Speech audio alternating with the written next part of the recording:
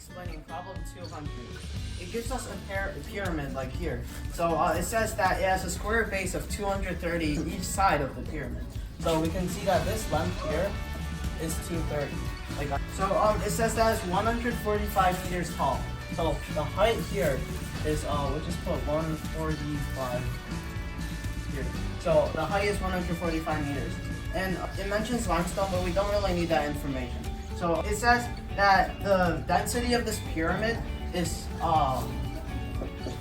2,900 kilograms per meters cubed. So to do this equation, we need to find the volume of this pyramid. So the volume of this pyramid is base times height over 3. To find the base, we need to do 230 times 230. And this is equal to 52,900, which is the base, okay? So this is the base of the pyramid. To get the volume, we need to do this times the height. So this times 145, which is the height. And that is equal to this. So we will divide this by 3 to get the volume of the pyramid, which is, a lot. We're just gonna round here, okay? So to follow the density equals mass over volume, we know the volume. The volume times the density, which they already gave us, which is 2,900, is equal to the mass of this. So we just need to multiply these two numbers together to get the mass is 7.41 billion. I'll come around here. So 7.41 billion, to put in scientific notation, is 7.41 times 10 to the 7. So here's that answer. Skipper follows a randomly chosen path from A to C along the grid shown. Always moving either up or to the right. If each path from A to C is equally likely to be chosen, what is the probability that his path goes through B? Express your answer as a common fraction. Okay, so to find the probability, we have to find the number of correct ways over the number of total ways. And to find the number of correct ways, you can fill this in and make this a grid. So you must make 8 total moves, 4 right and 4 up, no matter which way you go. So, and you can arrange these in any way. So therefore, this would be 8 factorial. But the 4 right and the 4 up would be the same. So we must divide by 4 factorial times 4 factorial. This is equal to, we can cancel this 4 factorial with the ending of 8 factorial, which would be 8 times 6 times 6 times 5 over 4 factorial, 4 times 3 times 2, and times 1, but we don't include it. So 3 and 2 cancel 6, and 8 and 4 is 2. So 2 times 7 times 5 would be 70. So, but we made these lines, and there are 2 ways that you can go from A to C using these lines that we made. This way and this way. So we must subtract 70 by 2 because these are not part of the actual diagram. So 70 minus 2 would be 68 total ways. So we need to find the numerator over 68 to find how many ways it would go through B to get from A to C. Going through B, we need to find how many ways to get from A to B, and then multiply this value from B to C. But we notice that to get from A to B and B to C would be the same because they're both 2 by 2 squares. So to get from A to B, there are 4 moves you can make, right? Because you can go 2 up and 2 right.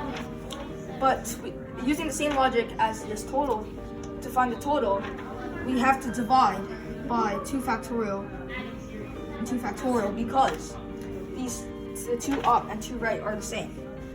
This would lead to times 3 over 2, which would be 6. This other one, as I just said, is the same as this one because it is a 2 by 2 square. So it would also be 6. So we multiply 6 times 6, which is 36, over 68. we can simplify by dividing by 4 on both sides, which would be 9 over 17. And that is the final answer. Okay, so my name is Sala Panamgi, and I'm doing the problem number 248 on worksheet 8, which states a positive number n is 25% of 6/5 of its square. What is n to the nearest 10? So what we can make of this is n equals n is 25%. Now, because this is a fraction, I want to change both of these new fractions. So 25% is 1/4, so n is 1/4. And here we have the word of. In the mathematical world, we know that that of means times or multiplying. So 1/4 times 6/5, and then multiplied of by its square, so n squared. And I'm going to put that over 1. Okay? So now if we combine all these together, we get n equals 6n squared over 20, or if we simplify that, 3n squared over 10. There we go. And now we can multiply by 10 on both sides. 10n equals 3n squared. And then if we subtract 10n, 3n squared minus 10n equals 0. Now what I want to do now is I want to factor the n out, so n 3n minus 10 equals 0. Now using the zero product property, we can say that n equals 0. However, we have positive here, so we know that's out of there, meaning that this solution is good. So 3n minus 10 equals 0. We simplify this out to be n equals 10 over 3, which in other words, n equals 3 and 1/3, and then 1 to the nearest 10, so n equals 3.3. Hello, so I'm going to be doing workout 7, number 234. So it says that there are 50 8th graders at Yaus Elementary. 36 are doing non-Euclidean geometry, 29 are doing adding series, and 3 are doing none. Meaning that there are 50 minus 3 equals 47 students are doing math. So, out of those 47, let's say 36 are doing non-Euclidean geometry. So that means 47 minus 36 equals 11, which are doing adding series and just adding series.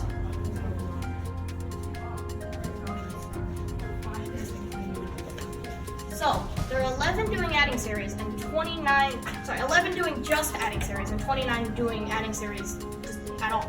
So there are 29 doing it minus 11 doing just adding series equals 18 people doing both math, and then we get 18. Hi, I'm Ara. I'm going to be explaining a problem. So the problem is points A, B, C, and D have coordinates A, 5, 7, B, 7, 1, C, 17, M, and D, -1, 3. If line segments A, B, and CD are perpendicular, what is the value of N? Since we know that the product of the slopes of perpendicular lines is -1, we can set up an equation. So the slope of AB is 7 minus 1 over 5 minus 7 times the slope of CD, which is m minus 3 over 17 minus -1. And this is equal to -1. So we can simplify this further by saying 6 over -2. -2, or which is also equal to -3. -3 times m minus 3 over 18 is equal to -1. So first we can multiply both sides of the equation by 18 and going -3 times m minus 3 is equal negative 18. Then divide both sides of the equation by negative 3, stating m minus 3 is equal to 6. And then adding adding 3 to both sides of the equation, so m is equal to 9. And that gives us our answer as m is equal to 9. And today I will be doing problem 169 from workout 3. So this problem states that the formula for volume V of a regular icosahedron of edge length A is V equals 5 times 3 plus root 5 over 12 times A cubed, right here. What is the edge length of a regular icosahedron whose volume is 24.8 centimeters cubed? Express your answer as a decimal to the nearest hundredth. So, as we can see, these are equal to each other as they are both the volume. So we can write this down as 24.8 centimeters cubed equals 5 times 3 plus root 5 over 12 times A cubed. Now we take this equation and we solve for A cubed. Now, so because this 12 we could bring this over and multiply by 12 times 24.8 centimeters cubed.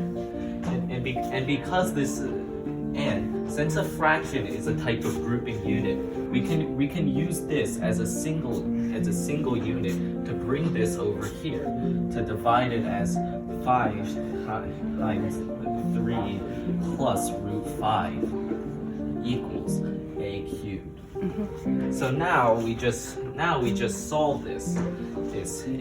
If we take the cube root of both sides, then we get A equals 2.248. Now, since we have to round it, we will make this 2.25 as our final answer. 2.54 centimeters in an inch and 5,280 feet in a mile. How many centimeters are there in a mile? Express your answer to the nearest thousand. So, since we know there's 2.54 centimeters in an inch, and we also know that there is 12 inches in 1 foot. So we want to convert 12 inches to centimeters first. So we want to multiply by 2.54.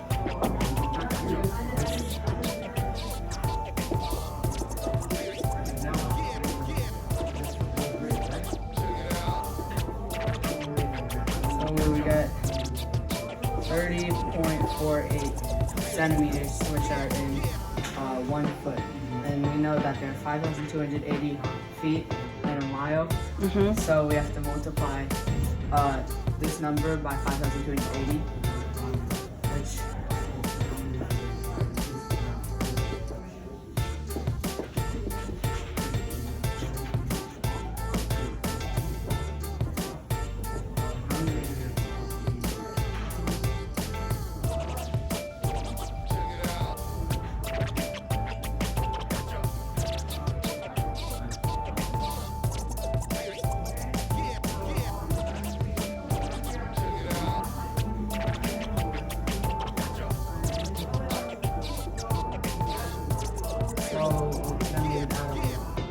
and then it's a rounded answer to the nearest thousand, which would be 161,000 centimeters in 1 mile.